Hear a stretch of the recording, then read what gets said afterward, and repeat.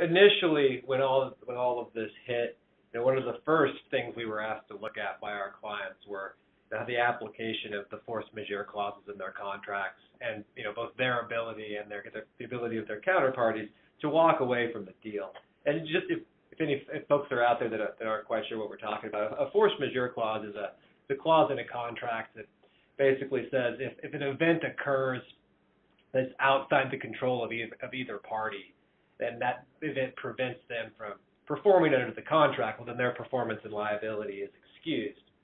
And those clauses are, typically they're drafted very broadly, and they include things, catch-alls like acts of God, riots, civil wars, things like that. And so we were asked, will our counterparties have a basis to walk based on those clauses, or can we walk? And the law on that point or the New York law on that point, I should say, is that those clauses are typically construed, very narrowly, and then the events have to be beyond the party's control, and they have to be, unforeseen. And the courts are generally sort of loath to enforce catch-all provisions. So what we've seen, and there hasn't actually been any litigation on this yet, but there is a case pending in Delaware that we're following. Based on this particular pandemic, there's obviously case law about force majeure clauses that have tried to be exercised in the past.